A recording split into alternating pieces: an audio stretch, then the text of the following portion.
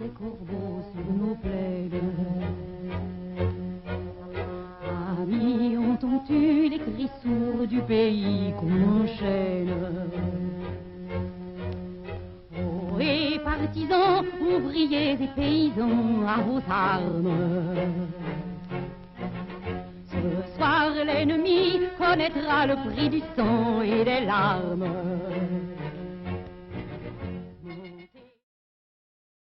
Cette année 1942 est en train de se finir et donc Kessel et son neveu Maurice Druon vont devoir quitter la France pour assurer leur sécurité. Ils vont passer la frontière entre la France et l'Espagne, passer par les Pyrénées, et figurez-vous que c'est un 31 décembre 1942 que la frontière sera passée avec Kessel et son neveu Maurice Druon. Ils sont tous les deux dans une nuit glaciale, à dos de mule, et ils avancent tranquillement au pas de leur mule. Le froid est si rigoureux que pour se tenir éveillés, ils vont se réciter l'un à l'autre des poèmes. L'Espagne sera traversée et nos deux compères vont rejoindre le Portugal. Et du Portugal, ils partiront pour l'Angleterre où ils retrouveront l'année 1943. Mais cette arrivée à Londres plus particulièrement n'est pas du tout de tout repos, surtout pour Joseph Kessel. On l'attend. Les gens du renseignement anglais l'attendent parce qu'ils se méfient de ces gens qui ne sont pas passés par les circuits habituels. Et Kessel aura droit à un interrogatoire particulièrement musclé pendant 3 jours, à plus de 10 heures par jour, d'un interrogatoire où ces gens qui l'interrogent le connaissent parfaitement sur toutes les coutures. Et la moindre faute, la moindre hésitation, et Kessel, sans embâche, sera jeté en prison. Bref, au bout de ces 3 jours de cet interrogatoire musclé, mais malgré tout courtois, Kessel est donc admis et il va pouvoir, dès cet instant, rejoindre cette fois les forces françaises libres qui sont là autour du général de Gaulle. Mais encore un moment avant de voir ce général de Gaulle, pour qui Joseph Kessel et Maurice Druon d'ailleurs ont une grande admiration. Là, dans un endroit chic, chez Boddington, rappelez-vous, Nicolas Boddington, ce membre de l'Intelligence Service que Kessel est allé cueillir sur les plages d'Aguet, cette fois c'est Boddington qui va l'accueillir dans sa maison autour d'un bon whisky. Bref, ce moment pas très drôle, très serré que fut cet interrogatoire est oublié et on retrouve en quelque sorte l'atmosphère feutrée qu'aiment si bien les Anglais. Désormais, notre grand reporter, notre grand romancier n'a qu'une envie, qu'un désir, c'est de retrouver la personnalité immense du général de Gaulle. Il faudra un temps pour que Kessel se retrouve au 4 Carlton Gardens où les Anglais ont installé en quelque sorte de Gaulle. Mais de Gaulle n'est pas seul. Commence à venir autour de lui un certain nombre de personnalités, parmi lesquelles il y a quelqu'un qui est inattendu dans cette proximité avec le général de Gaulle, c'est Albert Cohen. Oui, vous avez bien entendu. Albert Cohen, le romancier, celui de Belle du Seigneur. Et Albert Cohen va jouer un grand rôle, nous le verrons, pendant cette Seconde Guerre mondiale pour l'établissement de ce qu'on a appelé un passeport diplomatique pour les réfugiés. Mais nous n'en sommes pas là. Autour du général de Gaulle, il y a non seulement Albert Cohen, mais il y a aussi Raymond Aron, et il y a également René Cassin. Bref, pour employer une expression un peu triviale, que des pointures, de grandes personnalités. Quand Kessel rencontre de Gaulle, la seule envie, qu'a notre Joseph Kessel, c'est de reprendre sa place au combat. Mais il a quand même plus de 40 ans. Et De Gaulle n'est pas du tout chaud pour que cet individu, même avec toute sa personnalité, puisse partir au combat. Alors De Gaulle, dans une formule un peu dont il a le secret, eh bien écrivez donc, Kessel, écrivez donc un livre sur la résistance. Et cette sommation, ce désir, ce souhait du général de Gaulle, finalement fait mouche. Et dans les semaines qui vont suivre, dans leur duplex de Palmol, Kessel va se mettre à écrire L'Armée des Ombres. L'Armée des Ombres qui est le roman par excellence de la résistance, et Kessel devra éliminer tous les signes extérieurs qui puissent mettre en danger ceux qui sont sur le terrain.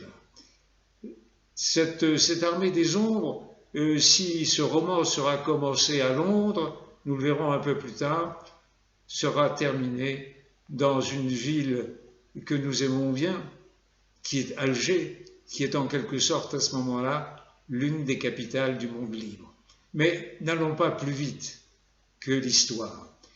Là, Kessel va retrouver tout un tas de compagnons, et en particulier des gens qu'il connaît bien, Emmanuel d'Astier de la Vigerie, cet Emmanuel qui sera un peu espion et qui viendra rejoindre les rangs du général de Gaulle à Alger. Mais Emmanuel d'Astier de la Vigerie se tourne vers Kessel et lui dit « C'est vous qui devez écrire le chant, notre chant, le chant national. Nous sommes au petit club français de Londres et là, sur un coin de table, selon la légende, avec cette fois, encore une fois, une écriture à 4 mains, voici donc que Joseph Kessel et Maurice Druon vont écrire le fameux chant des partisans. Amis, entends-tu le vol noir des corbeaux sur nos plaines? Amis, entends-tu les cris sourds du pays qu'on enchaîne? Ohé, partisans, ouvriers et paysans, c'est l'alarme. Ce soir, l'ennemi connaîtra le prix du sang et des larmes. Montez de la mine, descendez des collines, camarades. Sortez de la paille les fusils, la mitraille, les grenades.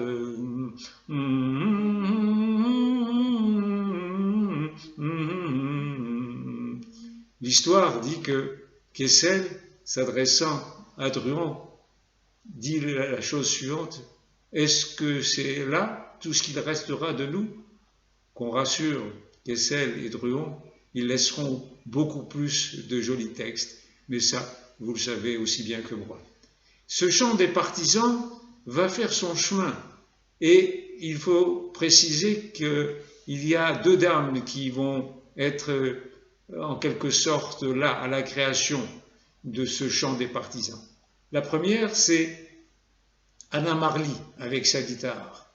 C'est elle qui va ramener du fond de la Russie cette mélodie et qui va l'adapter pour les paroles de nos 2 compères. Et puis une deuxième que nous connaissons déjà, c'est Germaine Sablon, la compagne, l'une des compagnes de Joseph Kessel, qui sera quasiment la première interprète de ce chant. Ce chant qui est devenu un chant national, tellement bien que beaucoup d'interprètes s'empareront de ce texte. Je cite comme ça, après Anna Marly et Germaine Sablon, Yves Montand, le groupe Zebda, et plus surprenant peut-être quelqu'un qui nous a quittés il y a quelques années, qui s'appelle Lenny Escudero. Dans les années 1945-1950, cette reconnaissance nationale de ce chant fera partie en quelque sorte de l'épreuve de chant qui émaille en quelque sorte les différentes phases du certificat d'études primaires. On demande aux gamins de l'époque de le chanter a cappella. Bref, ce texte est devenu un monument. Pierre Nora dirait un lieu de mémoire, et c'en est une de mémoire. Mais laissons les choses là. Nous sommes le mois de mai 1943, à peu près, une visite de Kessel à De Gaulle, et De Gaulle dit à peu près en substance à Kessel, nous sommes la veille du 31 mai 1943, Kessel, je m'en vais à Alger. Et le général ajoute, vous aussi, vous ferez bien de faire votre pactage. C'est à peu près en ces termes que l'invitation est lancée. Les deux hommes vont se retrouver donc à Alger parce que De Gaulle a compris que c'est là où il doit être et que c'est là où les choses vont se faire, et il a bien senti que sa présence s'imposait en ces lieux. Voici donc nos deux compères, si je puis dire, qui vont se retrouver à Alger. Et par le hasard des circonstances, donc c'est à Alger que Kessel va écrire les dernières pages de l'Armée des Ombres et qu'il va trouver un éditeur. Et vous savez, par ces temps de guerre, il est très difficile d'éditer. Très difficile parce que les imprimeries ne tournent pas, parce qu'on n'a pas d'encre et surtout parce qu'on n'a pas de papier. Mais Edmond Charlot, jeune éditeur algérois, le jeune éditeur d'une grande personnalité de la littérature française et de la littérature universelle, j'ai nommé Albert Camus. Et c'est donc ce jeune éditeur Edmond Charlot, aux vraies richesses, qui va éditer le grand roman de la Résistance, L'Armée des Ombres. Kessel est toujours inquiet de se savoir loin de son frère, qui est quelque part aux États-Unis, de Georges. Et désormais, il se sent un peu plus libre vis-à-vis du général, mission accomplie, l'œuvre sortira, mais Kessel ne sera plus à Alger dans l'histoire, on lui enverra un exemplaire par avion spécial jusqu'à Londres, et il a ce souci d'aller rejoindre et d'aller serrer dans ses bras Georges qui est en quelque sorte le petit frère dont il doit prendre soin. Kessel, lorsqu'on l'interrogera plus tard au sujet de la Résistance, il dira « C'est peut-être l'un des moments où j'ai appris le plus de choses dans ma vie. C'est l'un des moments où j'ai compris ce que pouvait être l'amitié, la camaraderie et le dévouement et la loyauté. » Voilà donc ces quelques mots pour clore ce chapitre sur Kessel et la Résistance. Et vous savez comme moi que Kessel et la Résistance, c'est l'expérience des hommes que ce grand romancier nous a donné tout au long de ses écrits. J'aurai plaisir à vous retrouver une prochaine fois pour une nouvelle rencontre.